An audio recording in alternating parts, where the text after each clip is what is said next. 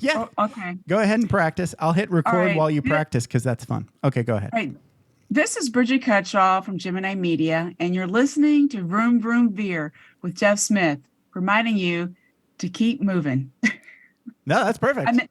That's what I do. That's what my new book is about, how to keep be moving. active. Yeah. I call it moving rather than exercise because people don't like the word exercise. Well, how about having fun?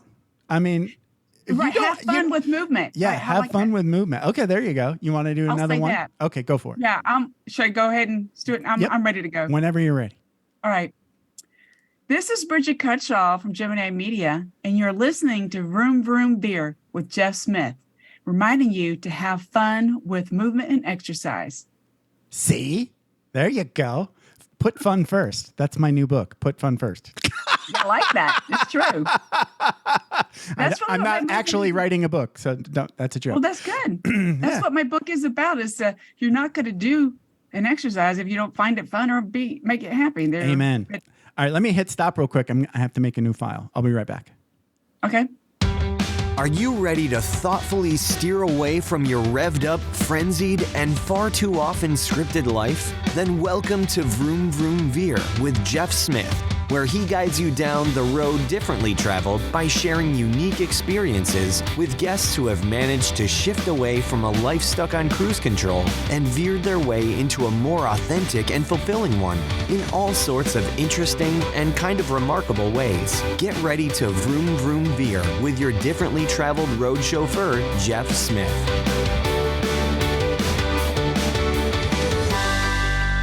Chase Chewning, thank you so much for being on Vroom Vroom Veer and welcome to the show. How's it going, man? My man, Jeff, it's a pleasure to be here. Pleasure to connect with you and your audience. I'm doing great. I'm actually sipping on my second cup of coffee here today, which is a little out of character for me this late in the morning. I'm pretty team sleep over here, so I'm very mindful of my caffeine amount and timing. But you know what? I want to make sure I'm delivering and firing on all cylinders for you guys today. So cheers, man. Cheers. I am pre-caffeinated as well, ready to rock and roll. All right. So you are at everforwardradio.com. So talk a little bit about what you're most excited about in your business today.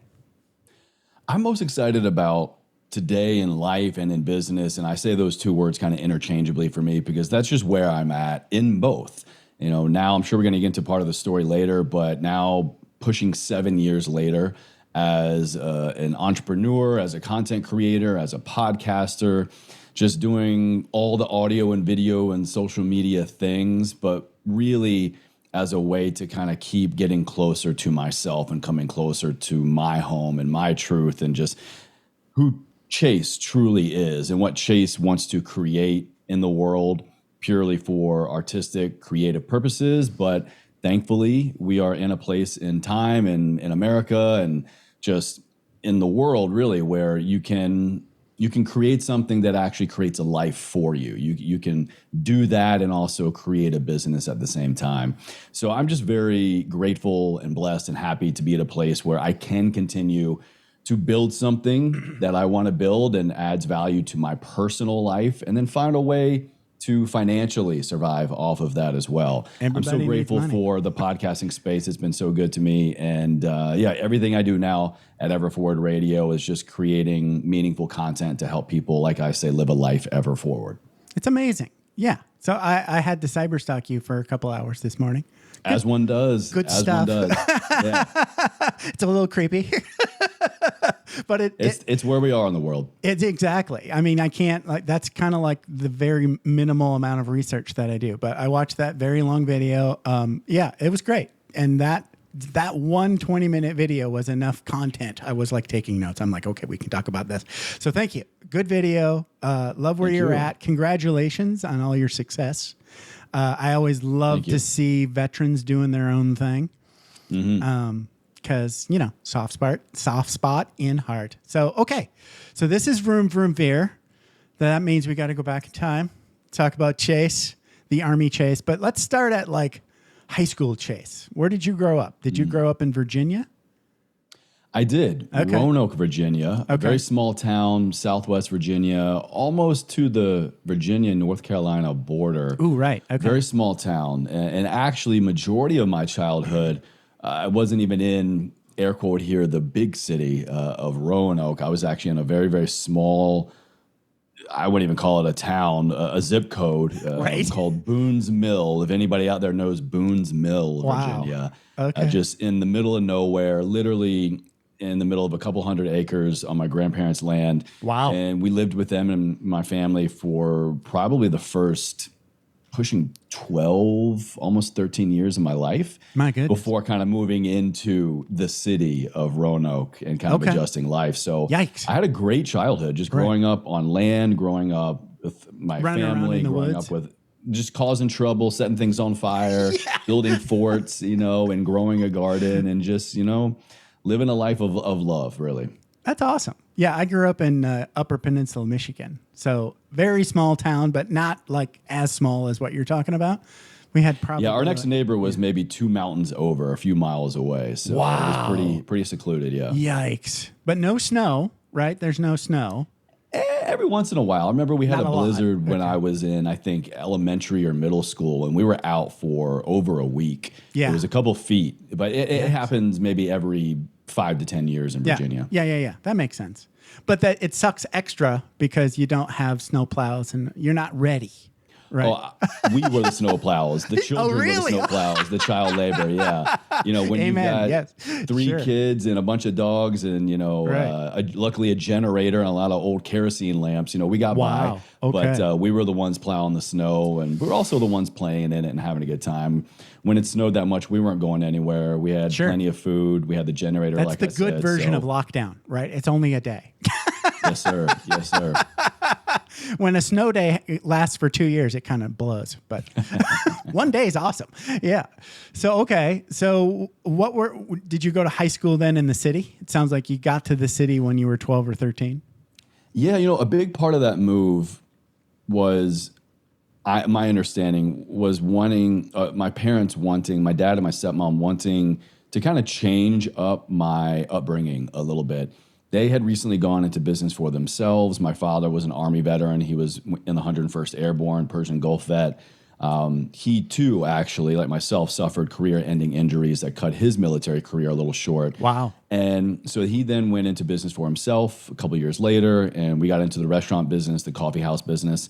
And so part of the move was for them to be closer to the businesses because that commute was just not cutting it anymore when you're, Right. Opening up a coffee house at 6 a.m. and getting up at 3 a.m. because you got to drive in from the boonies. Yeah, that makes sense. So they did that for the business, but also there was this school very close to our first coffee house, literally across the street, a small private Christian non-denominational church. And, my family being religious and growing up in the Bible Belt, and we were majority of my life Southern Baptist, and it just really appealed to them that, having a school that close to the business because they were there a lot and getting me out of the public school system because at the time, I was never a problem child, but, they just there were a few instances where, hey, we kind of don't like maybe the amount of opportunities and potential slippery slopes for Chase to go down here. So I didn't like it at the time. I don't think any kid does, being pulled out from their Right. school and away from their Right. friends, and literally kind of, overnight getting transplanted into a different school. And you're like But it 12 was- or 13. So that's I was 12. 12. Yeah, about 12 Okay. years old. And so that's like middle looking school, back, right? Yeah. I started about halfway through 7th grade, going into 8th grade. So more or less 8th through 12th grade is where I was there. Okay. And it was an incredible education opportunity that definitely set me up for success down the road. But at the time, it was a It's traumatic. hard transition. Yeah. Yeah. You see, I finished in the same school district. So yeah, everything was super stable and still highly traumatic, right? I think nobody Right. escapes the public school system, Right. thoroughly unscathed. It's or, true. or any school system or teenage years Yeah. for sure. Oh yeah, totally. Yeah. Okay. So you finish high school. Well, let's take a step back and say what were you like in high school? Were you like a jock? Were you like a nerd, academic guy? If you had to pigeonhole yourself, or none of the above, I don't know. What were you? Really I would say none of the above. Okay, a little bit of If everything. I had to pick one, maybe the closest would be class clown. But Oh, nice. I played like baseball my entire life, little league and t-ball, and I played up until about high school. But I never really considered myself a jock. I was just an active guy. I was always playing outdoors. The Appalachian Trail was right behind me. Ooh, and, nice. So I loved baseball. I played many, many years. I played lacrosse for about 2 years. But when I transferred schools, it was a very, very small, very brand new, actually, maybe 2 years old school at the time. And physical education just wasn't part of the curriculum. Okay. We would maybe sometimes have affiliations with like local what's what I'm looking for? Rec leagues. Intramural sports, recreation sports. And so there was no really opportunity to be a jock. Gotcha. There was no, real any hard division of categories of types of person, but I was definitely just a fun, outgoing guy. I was joking maybe a little bit too much, but yeah, if I had to pick anything, I'd say more class clown, but I'm just a guy who's trying to find humor in everything and help everybody have a better time in life. Yeah. I would say I was probably up there for class clown, but I never considered myself class clown. I would prefer the term class comedian. I put some thought into the jokes. We were the comedic relief. Tried anyway.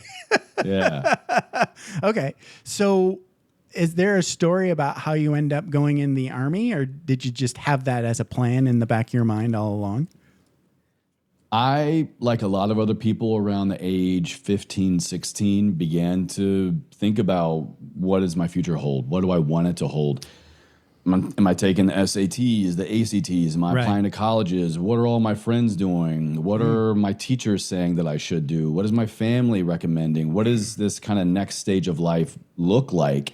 And I had no idea, or I had no absolution of what I wanted to do with my life. Sure. A lot of people know my entire life I've wanted to be an astronaut or a painter or an engineer or a doctor or whatever. Yeah. It's like an identity crisis almost. Exactly. I had no idea what do I want to be. Right. Yes. Who can commit to that at 15, 16, 17? Right? Some people, crazy. sure, maybe, but I wasn't fully sold on any one thing. A little part of me in the back of my head, had this artistic streak, and I was maybe considering a graphic design. But again, it wasn't this just absolute. It wasn't this, I'm going to do this, I want to study this. Did you like draw and stuff? Is that it? Yeah. Okay. So I was big in art programs in my school. Nice. My grandmother was very artistic. A lot of artists in my family. So, painting, sketching, watercolor, oil. And art was always my jam, my elective in high school. So I enjoyed it. And I thought, this is really kind of the only thing that I enjoy and the only thing that I have a personal track record of doing regularly or consistently. So I guess that's what I should do with my life, right? Right. Yeah. You're just stabbing the dark. Yeah, I get it. Yeah, but I wasn't fully sold. And honestly, my family, we didn't come from a lot of money or have a lot of money. My parents, like I said, really sacrificed a lot to put me into this very, expensive for us private school to give me this education and opportunity. And I just kind of felt like going to college was going to be a burden, was going to be more of a financial burden for my family. And so I talked to my dad. He presented the option. Like I said, he was in the Army. I was like, Dad, what about maybe the military? And I knew that we had a family legacy of service. He was in the Army. My uncle was a Marine. My grandfather was a World War II Army veteran. Wow. And basically you got a every legacy generation. there. Yeah. About every generation we can trace back for many generations, there's always been someone in the service. And I thought that was pretty cool. I thought that would be a cool legacy to kind of continue on. And so after speaking with a few different recruiters, I landed on the Army. And at the time, this is 2003. So we're in a global war on terrorism is happening. We're in Iraq. We're about to go into Afghanistan. And it was very in demand. And so they gave me a lot of incentives. They gave me a lot of benefits in terms of education. Signing bonus. Yes. I got a $20,000 signing bonus. Wow. Holy shit. Wow. Yeah. This 17-year-old kid coming from not a lot of money in the middle of nowhere, Virginia, 20 grand seems like you're loaded, right? Exactly. Wow. Yeah. Little did I know that it was going to be paid out a little bit by little bit, year after year after year, and all in all, it turned out to a little over 11,000, maybe shy of 12. Really? After Okay. taxes and all this stuff. Yeah. So So it's that not money as good didn't as it last very sounds. long. No. Right. No. Okay. Yeah. So that was appealing to me, and I knew that by going that route, I also wasn't going to be this financial burden on my family. Right. And it was something that I just felt comfortable taking on my shoulders. And it also really kind of solidified this connection that my father and I had. Him and I already had a great relationship. He was my best friend. There was this perfect balance of love and fear. He was a very, very friendly, very warm, Same. approachable guy. Yes. But he was an 11 Bravo in the 101st Airborne, jumping out of helicopters, blowing shit Wow. up. And So what's an 11 Bravo? Is that infantry? Just infantry. infantry guy, Okay, yeah. gotcha. Yeah, so he was a grunt. He was just this bear yeah. of a man, and I didn't want to get on his bad side. No. But So were you an only child, or did you have siblings? Oldest of three. Oldest of three. Okay, so I was youngest of three. So I had same sort of relationship. Loved my dad, right? Great guy. Scary as hell. Yep. Yeah. Because that was back in the day when it was still okay to hit your kids. My dad had like a belt, one of those leather belts. And he would not necessarily, he never hit me with it. I think he tried to make it look like he was going to hit my sister a couple times. Yeah, which that fear alone will do the same job sometimes. But he would take it out, right? And then smack it, right? So it would make this very loud snap. My grandfather used to do the same thing. Silence. All movement of kids cease. Yeah. I think we've lost something, haven't we? It was clear who was in charge in that. Very clear. Yes. Yeah. Okay. So, all right. So that's cool. So talk a little bit about, basic military and then roll into that, how you end up getting so fucking injured you get medically retired. What the fuck? Yeah, so like I said, I enlisted and I took a job that gave a lot of benefits, this sign-up bonus. They were really needing a lot of people in the military intelligence community, specifically linguists. Wow. Okay. Yeah, so... Sweet. I worked with military linguists. Oh, good. Okay, great. Yeah, so a lot of nerds there. A lot of nerds. Okay, so you're a nerd. Gotcha. I'm not quite sure why I went that route because honestly, I struggled a lot with language in middle school and high school. I mean, I literally, my Spanish teacher in high school had to create a special just her and I summer school program because she's like, Chase, she said this without saying this, I basically passed you because you need to pass Spanish, but you're going to be a fish out of water next year. I think in Spanish 2 or something. Really? So shout out Miss Clark for going the extra mile there. Yeah. Way to go. I struggled with Spanish. I don't know what I was thinking signing up to go into the military as a linguist, but you know what? $20,000 will give you a lot of incentive. So you go to DLI in Monterey. So after basic training, literally after the day after graduation, I got my orders. I was going to DLI. Defense Language Institute. Sorry. The Defense Language Institute. Absolutely. Yeah. Yeah. And Monterey's great. Not a bad place to be for your first duty assignment. And it's really long school too. My program was a little over a year. Okay. It's traditionally, I believe, 12 or 13 months. Mine wound up being about 15 because actually towards the end of that time, towards the end of that time, I wound up having to go home because my father was passing away. He had been diagnosed with ALS, and so he had a very severe case, Lou Gehrig's disease. And right towards the end of my training, this is total immersion language training. Day 1, no English. You're with native instructors of whichever language you have, and so mine was Russian. And so I was just all things Russia, learning history, culture, language, movies, colloquialisms, all that stuff, government. You don't get to speak English. Really? They push no English as much as possible. Even they're speaking and you're just trying to absorb it and then you learn all the things. So yeah. That's rough. But it works. It does. It works. And I'm still fluent and I still speak it as much as possible today. Wow. So towards the end of that time, I wound up going home on emergency leave to be with my family and to be with my father in his last couple of days and bury him. Yeah, I was 19 years old when he passed away. Ouch. And so I then had to go back to duty and I wound up getting rolled back towards another class, as they say. And I finished up after another 2 to 3 months. And that's what I did for the next about 4 years. I was a Russian intelligence specialist, a Russian analyst, Russian linguist. Right. I did give some of my intelligence skills and training for several missions in between some operations with my main focus in Russia.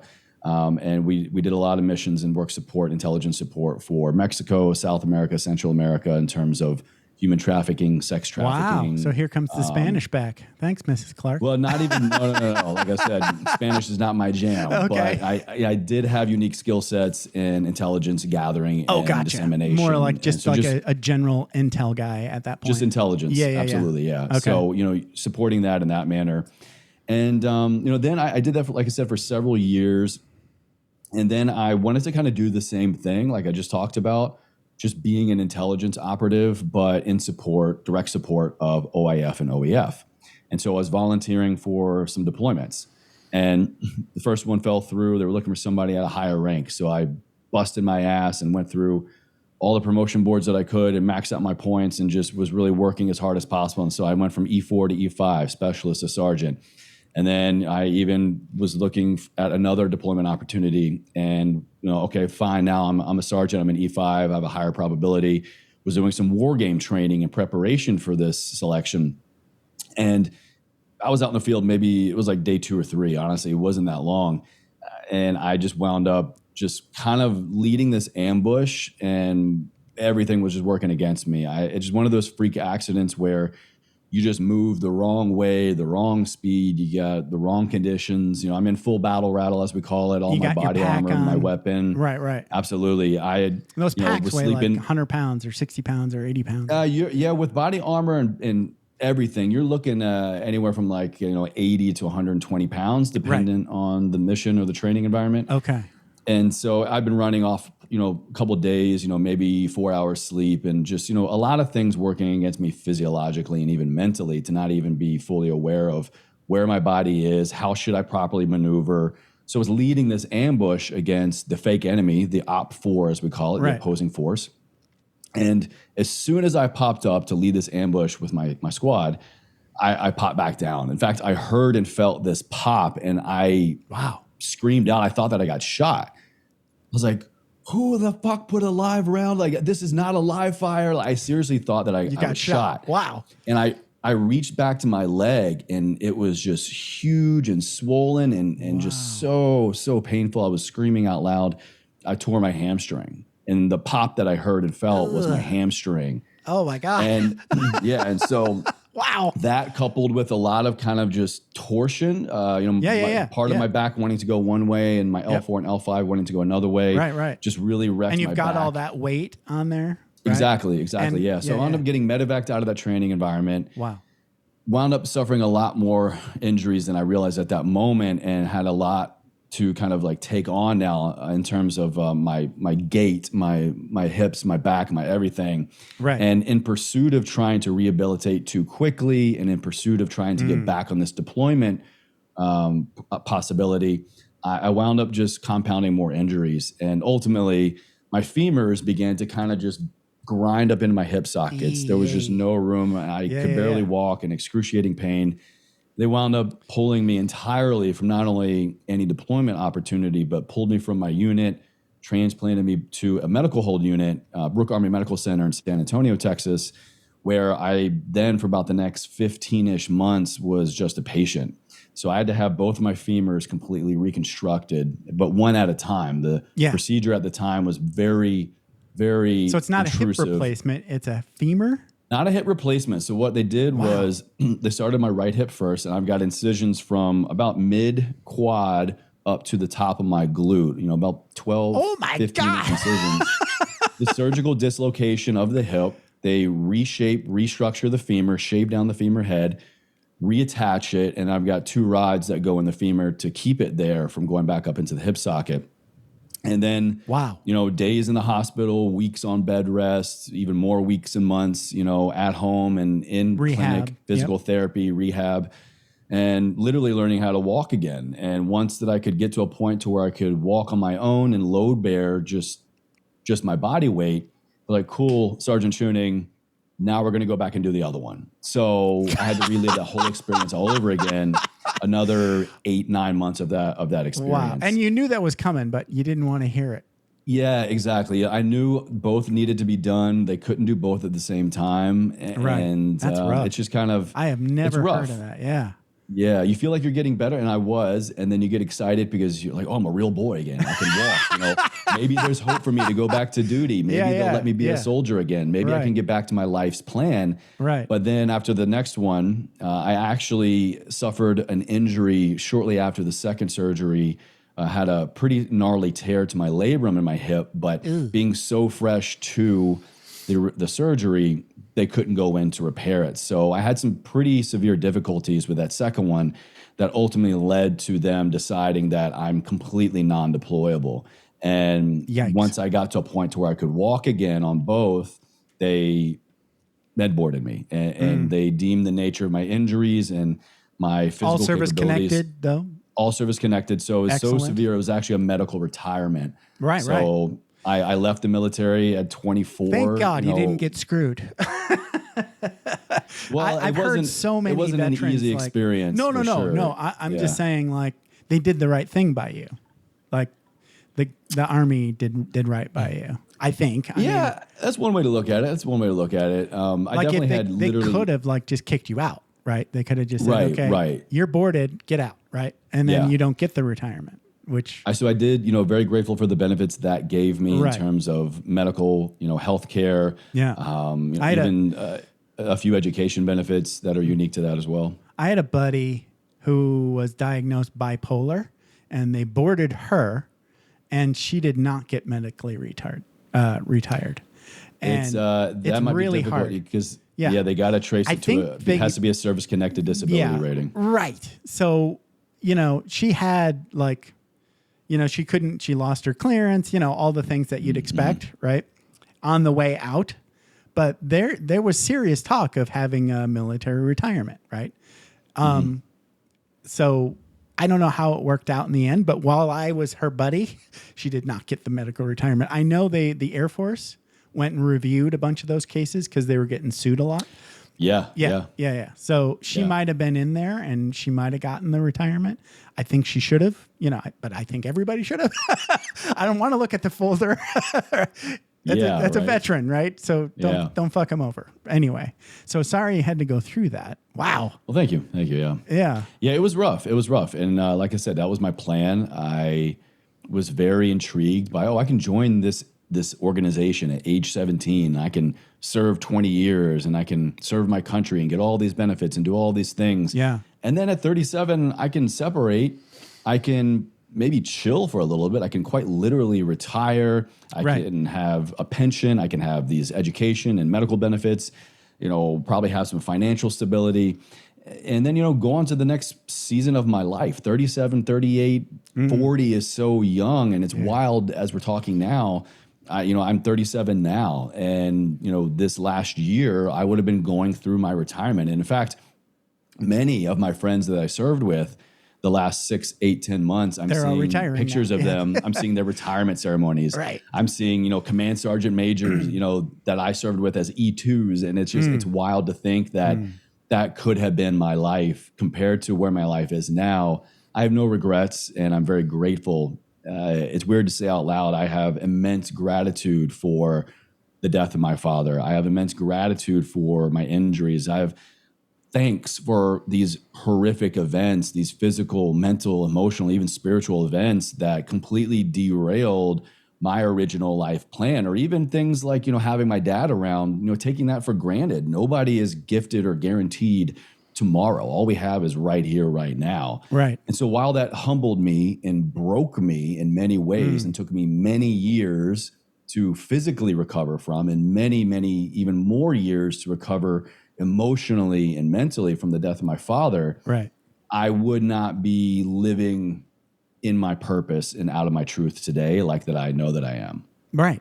So let's drill down a little bit in how you dealt with your father's death, because we kind of just glazed over it as part of a bigger story. So you're there and you kind of like know he's on his way out. That's gotta be rough. I mean, it's knowing that it's inevitable, right? It's days away. Were you able to communicate? For a little while. Okay. The nature, if anyone doesn't know what Lou Gehrig's disease is, or ALS, amyotrophic lateral sclerosis, it is an autoimmune disorder that some people, it is very quick, and some people can have the diagnosis for decades. Right. And my father got hit hard. And so from diagnosis to when he was really unable to speak anymore, because his symptoms kind of first appeared in his throat. He was having trouble swallowing, and he was just kind of like, his throat, what I'm looking for, throat box, his voice, his muscles in his throat wouldn't cooperate. And so it was very difficult for him to talk, and he would get very tired, and it was very garbled. So from diagnosis to when his speech went away was maybe 4 or 5 months. Wow. And then after that, he became pretty confined to a wheelchair, a motorized chair.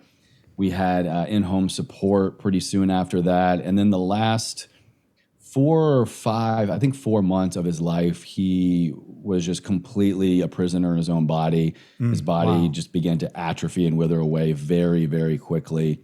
And he was in the hospital. He was in a VA hospital in my hometown, just 24/7 care until he ultimately, the lungs went out.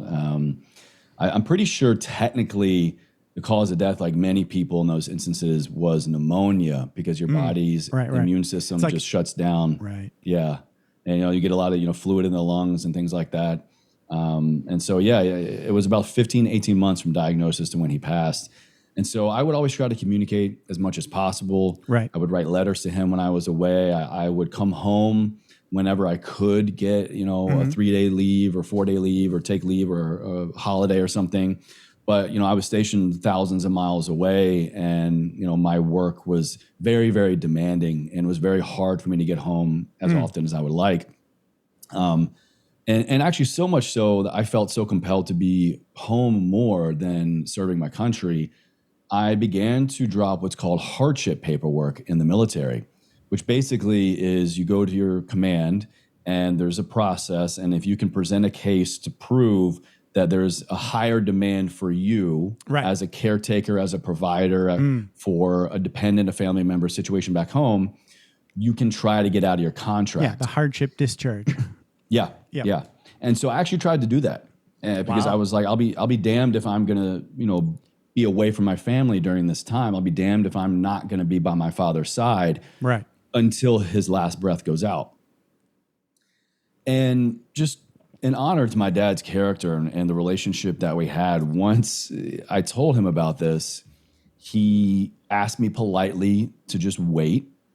He got on a plane, literally the last maybe week that he could physically walk, barely talk, and he flew out to me in Monterey. Wow. And he spent 3 or 4 days with me. We got a hotel room off base, just not trying to convince me otherwise, not trying to change my mind, but to just be a father, to be present with a son that is struggling, to be present with a child that has just left home and is trying to start a new life, start a new identity, figure out who but is you afraid. Yeah. Exactly. Figure out who I am and come to terms with who I am without him. And he had such a major influence in my life and was a big part of why I joined the military. And he was my everything. And those days he spent just being a father to a son in need. And I'll never forget, I'm kind of paraphrasing here, Pops, forgive me. But basically he said something like, Chase, I don't want you to stop your life from starting just because mine might be ending prematurely. And that stuck with me. And we kind of made a promise to each other that I would keep on keeping on. I would move forward. I would keep ever forward. This mantra kind of finally came to life.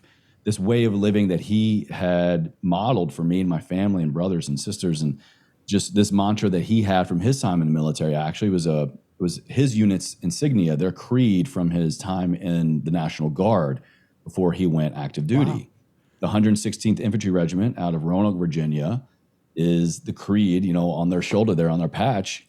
is ever forward. Wow. And, Wow. And so he brought it home and kind of just instilled it in us. And it was during that time when he visited me right before he passed that I really understood what that was, what that meant, what that looked like. And so I did, unfortunately. I was very begrudging. It was begrudgingly doing so at the time. And then how I dealt with it was, to answer your question directly, I didn't. Once I buried my father, I flew back to base about 3 days later, and I just stuffed everything down. I avoided it at all costs. See how long you can stay in denial, basically. Basically, yeah. Yes. Yeah, truly. And Yeah, I didn't have the emotional intelligence to navigate that hardship. I felt like me talking about it would be seen as a weakness. And especially, like I said, this is 2005 now. We were at the height of OIF, OEF. Right. And you hear rumors, you hear half-truths about people that are coming back from deployment, suffering from PTSD or even anything stateside. If you go down this hallway, or if you really get a file about your mental health, good luck with the rest of your career. You're going to get passed over for promotion. You're going to lose these opportunities.